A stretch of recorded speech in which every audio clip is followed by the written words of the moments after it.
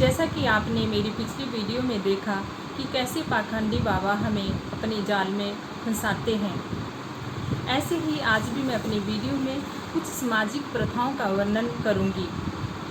ये सामाजिक प्रथाएं हमारे जीवन स्तर को ऊंचा उठाने के लिए शुरू की गई, परंतु धीरे धीरे इनका स्वरूप ही बदल दिया गया। आज मैं उदाहरण लेती हूँ कंजक पूजन का।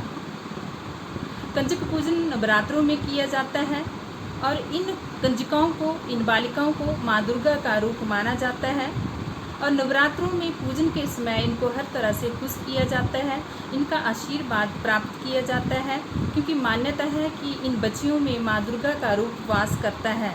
परंतु अगर हम समाज में दूसरे पहलू की तरफ जाते हैं तो हम देखते हैं कि इन नन्ही नन्ही बालिकाओं का यौन शोषण किया जाता है, इनसे शारीरिक दुर्व्यवहार किया जाता है और यहाँ तक कि इनके जीवन को भी समाप्त कर दिया जाता है। जहाँ एक ओर हम इनको माँ दुर्गा के रूप में मानते हैं, पूजते हैं, वहीं दूसरी ओर हम इनका शारीरिक एक्सप्लॉयटेशन करके इनका जीवन समाप्त कर देते हैं।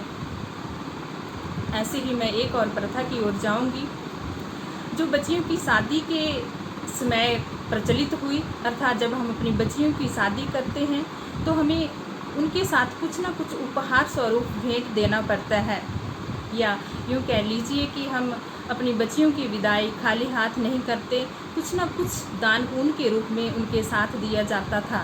परंतु धीरे धीरे ये उपहार देने की प्रथा भी दहेज प्रथा में परिवर्तित हो गई और इस दहेज प्रथा के कारण भी बहुत सारी बालिकाओं को, बच्चियों को अपना जीवन समाप्त करना पड़ा, या इनको फिजिकली, मेंटली और शारीरिक, सामाजिक तौर पर इतना ज़्यादा टॉर्चर किया गया कि इनकी जीवन लीला ही ख़त्म कर दी गई।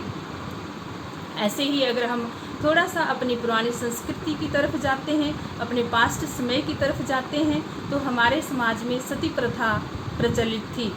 इसमें जब एक स्त्री के पति की मृत्यु हो जाती थी तो पत्नी को भी स्त्री पुरुष के साथ ही जिंदा अग्नि में भेंट कर दिया जाता था।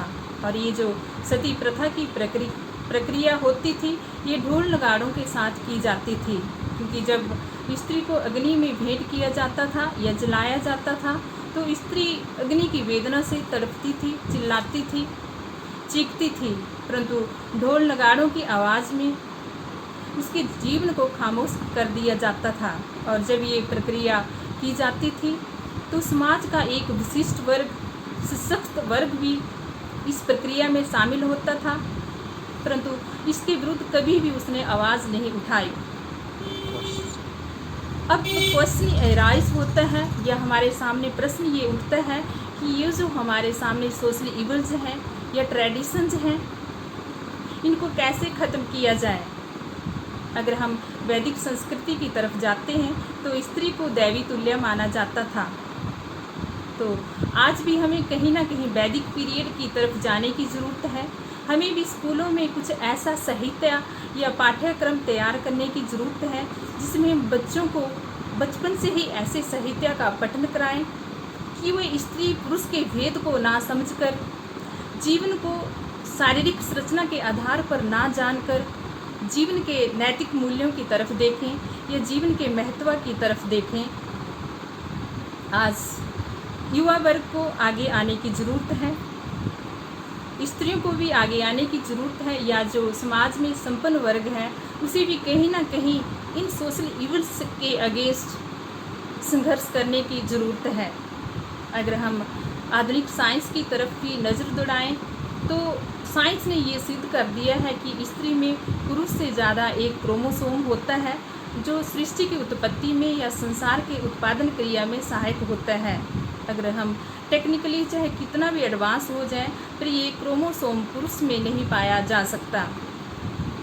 तो आज हमें ज़रूरत है एक ऐसे समाज का निर्माण करने की जिसमें हम इन सोशल कृतियों को, इन सोशल ट्रेडिशंस को, इन सोशल इवल्स को ख़त्म करें और स्त्री पुरुष की असमानता को ना देखते हुए जीवन के महत्व को समझें और स्त्री को दैवीय तुल्य ही माने। अगर आपको मेरी वीडियो पसंद आई हो तो आप इसे लाइक कीजिए, कमेंट कीजिए, सब्सक्राइब कीजिए। धन्यवाद। जय हिंद।